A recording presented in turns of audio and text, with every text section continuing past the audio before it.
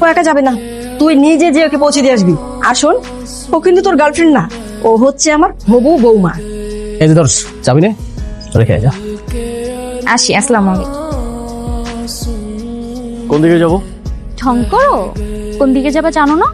আন্টিকে আমার ভীষণ পছন্দ হয়েছে, শাশুড়ি হিসেবে একদম পারফেক্ট। এটা তোমার বাসা? নাটক কম করো বিও, তুমি আমার বাসা চিনো না? চলো চলো। ওকে, তাহলে আজ ওর বাবা মাকে গিয়ে জিজ্ঞেস করে আসবো পাগলা কারোদের পেশেন্টকে রাস্তায় কেন ছেড়েছে। কি হইলো, চলো। হ্যাঁ চলো। মা, বাবা, দেখো আয়ন আসছে।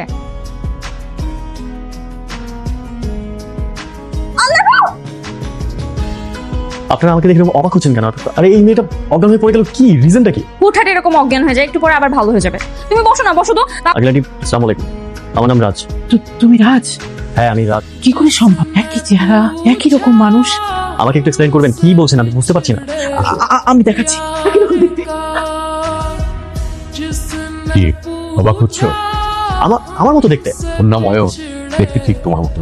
তার মানে এই জন্যই আপনার মেয়ে আমাকে অরুণ ভেবে মাথা খারাপ করে দিচ্ছিল। মানে অয়ন এখন কোথায় আছে? ও আর এই পৃথিবীতে নেই। ও আচ্ছা। আমার মেয়ে এতদিন যাকে কল্পনার অস্তিত্বে রেখেছে, আজ তাকে সামনাসামনি পেয়ে সে বুঝতেই পারছে না যে এই মানুষ দুটো আলাদা। সে নিজের অজান্তেই তোমাকে খুব বিরক্ত করছে। আমি ওর হয়তো আমাকে ক্ষমা চেয়েছি। আপনি কেন ক্ষমা চাইছেন? আসলে সবটা জানার পর আমারই অনুশোচনা হচ্ছে, আমারই ক্ষমা চাওয়া উচিত। কি কিসের ক্ষমা চাওয়া হচ্ছে শুনি? এই যে এতদিন ধরে তোমাকে যে নাচার ভান করছিলাম, এই জন্য ছেলের কাছে সরি বলছিলাম। আমাকে সরি বলো। I am sorry. এত মিষ্টি সুন্দর একটা মেয়ে, ওর জীবনে এত কষ্ট শুনে না আমার খুব খারাপ লাগছে রে। আচ্ছা মা, আমার এখন কি করা উচিত? তোর উচিত ওকে বেশি বেশি সঙ্গ দেয়া, ও যেন সুস্থ হয়ে যায়। এতে তোর সহায়তা খুবই প্রয়োজন। কিন্তু মা, ওকে সঙ্গ দিতে গেলে আমি মায়া পড়ে যাই। মায়ায় পড়ে গেলে পড়বি। ওর মধ্যে সুন্দর লক্ষ্মী একটা মেয়ে যদি আমার বৌমা হয়, আপত্তি কি?